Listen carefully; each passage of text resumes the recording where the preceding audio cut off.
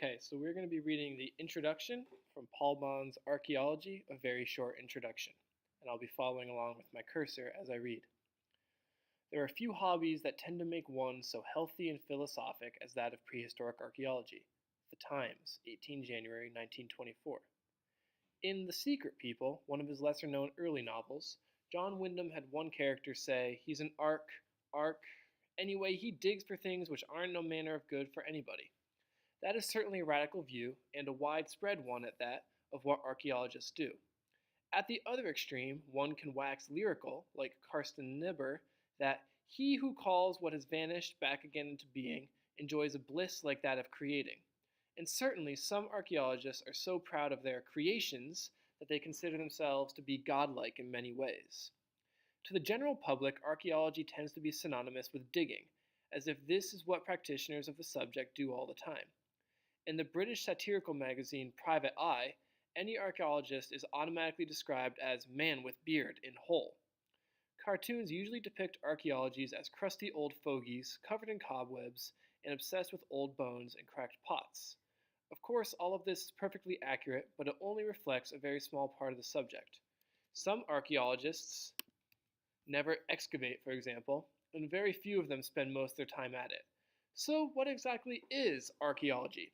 The word comes from the Greek archaeologia, discourse about ancient things, but today it has come to mean the study of human past through the material traces of it that has survived. The term human past needs stressing because archaeologists do not, contrary to what many of the public believe, thanks to the Flintstones and Raquel Welch in that memorable fur bikini, study dinosaurs or rocks per se. Those are the realms of paleontologists and geologists. Dinosaurs have been extinct for tens of millions of years when the first humans evolved. Archaeology starts, really, at the point when the first recognizable artifacts or tools appear, on current evidence that was in East Africa about 2.5 million years ago, and stretches right up to the present day. What you threw in the garbage yesterday, no matter how useless, disgusting, or potentially embarrassing, has now become part of the recent archaeological record. Although the majority of archaeologists study the remote past, centuries or thousands of years back in time, increasing numbers are turning to historical periods and even quite modern phenomena. For example, the Nevada nuclear test site, the huts of polar explorers, and even Nazi bunkers and the Berlin Wall have attracted the attention of archaeologists lately. In the late 16th century, William Camden, the first great English antiquary, described the study of antiquities as a backward-looking curiosity. In other words, a desire to know about the past, and many of the people who are involved in it are certainly curious in every sense. It is a subject that seems to act like a magnet to eccentrics, but its vast span ensures that it contains something to suit all types. The shy, lonely introvert finds contentment shut up in some dusty room, poring over old coins or bits of pots or stone, while the brash extrovert can spend weeks out in the field surrounded by a large team of unbelievably hardy people. One of the joys of archaeology is that the whole world is your oyster, providing you can raise funding to do the work. You can stick a pin in the globe or choose any time period to focus on. There will always be some archaeological problem to investigate, but in dense jungles, deep caves, burning deserts, or freezing mountains. Nor do you need to be limited to the land. If such is your bent, you can become an underwater archaeologist or specialize in aerial photography. Since the subject encompasses all of our history, you have the whole gamut from fossil humans to the medieval or industrial periods from which to choose. Anything and everything from studying the crudest pebble tools, barely distinguishable from natural stones, to analyzing satellite photographs for data on archaeological sites. You may choose to excavate intensely or carry out extensive surface surveys, spend your time on the classification of different types of objects, or the most abstract kind of theorizing, telling everyone where they are going wrong and how nothing is correct. You can spend your time in a library or a laboratory. You may work in a museum or a regional archaeological unit, devote your life to teaching or to original research. A few people even manage both. Or you can stay outside the profession and be branded an amateur or avocational archaeologist. Amateurs have made a huge contribution to archaeology over the years and continue to do so, although the occupants of academia's ivory towers often patronize and sneer at them. In fact, many amateurs can be far more knowledgeable than the professionals, and often far more dedicated than those who see archaeology as merely a career or a way of earning a living rather than as something which fires their passions and consumes their weekends and every scrap of spare time. Naturally, this can be taken too far, and there is nothing worse or more tedious than those, professionals or amateurs, for whom archaeology is an all-devouring obsession. It helps to keep the subject in perspective and remind oneself that we're basically just nosing around at dead people's leftovers and trying to guess how they lived their lives.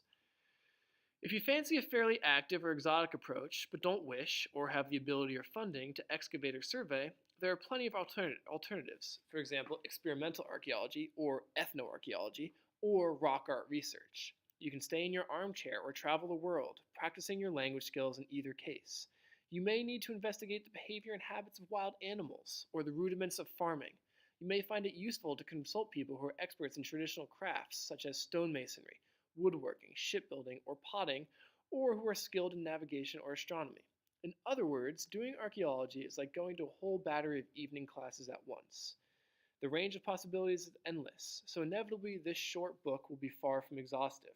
It can take a look at only a few of the main areas of concern of present-day archaeology to whet your appetite and stimulate your own back-looking curiosity.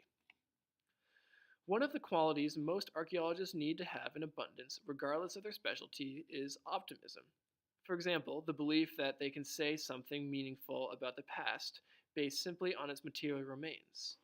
The basic problem they face is that very little evidence survives most of the things that ever happened in the past, and of this evidence, only the tiniest fraction is ever recovered by archaeologists, and probably only a minute portion of what is recovered is correctly interpreted or identified.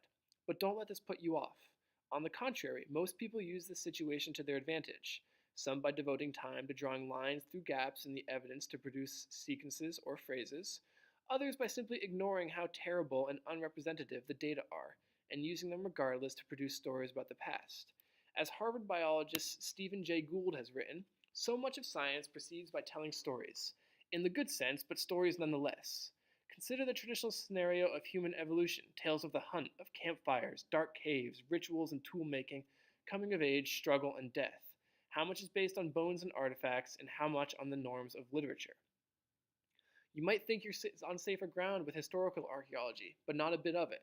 Naturally, we know more about some aspects of the cultures because they have left behind written records, but all historians know that you still have to take bias and inaccuracy into account. For example, all surviving texts and eyewitness accounts concerning Custer's crushing defeat at the Battle of Little Bighorn, which took place as recently as 1876, are substantially different not only in terms of what happened and how, but even in basics such as numbers on either side. As A.J.P. Taylor said, history is not a catalog, but a version of events. One can, of course, also find pessimists among the rank of archaeologists. Those who believe that the waste products they study have no use, and that, in a sense, the same is true of themselves. Archaeology is undeniably a luxury subject, which constantly needs to justify its existence. But at the same time, it is one which the majority of the general public find fascinating and entertaining, as shown by its consistently high viewing figures on television, especially if Egypt is involved, and which contributes immeasurably to world tourism. In more personal terms, it is a subject in which one can thoroughly enjoy one's work, and meet or be in close touch with scores of friendly and like-minded people around the globe, particularly at conferences. Conversely, the degree of territoriality, bitchiness, backstabbing, and vicious infighting for some reason goes way beyond what is normally encountered in other disciplines. If you're planning to enter the field, you need the hide of a rhinoceros. There are inevitably a few archaeologists who are pompous, hypocritical, dishonest, pretentious, self-promoting, and unprincipled, but that does not stop them doing well in the profession. Quite the contrary, in fact. Alas, I'm unable to name some examples here, much as I would like to, but they know who they are. So, to sum up, archaeology is the very broadest of churches, with something to offer everyone and which welcomes everybody, even or especially misfits, nerds, and the socially challenged who should find it more fulfilling than train spotting or surfing the internet. Since nobody knows what happened in the past, including the recent historical past, there will never be an end to archaeological research. Theories will come and go, and new evidence or discoveries will alter the accepted fiction that constitutes the orthodox view of the past, and which becomes established through general repetition and widespread acceptance. As Max Planck wrote, scientific truth does not triumph by convincing its opponents and making them see in the light, but rather because its opponents die and a new generation grows up that is familiar with it. Archaeology is a perpetual search, never really a finding. It is an eternal journey with no true arrival. Everything is tentative, nothing is final. Lest the above sound a trifle jaundiced, rest assured that archaeology remains tremendous fun and can be so exciting that a truly extraordinary find like the Iceman or the Terracotta Army can ignite the interest of the whole world. Few other subjects can say as much. End of introduction.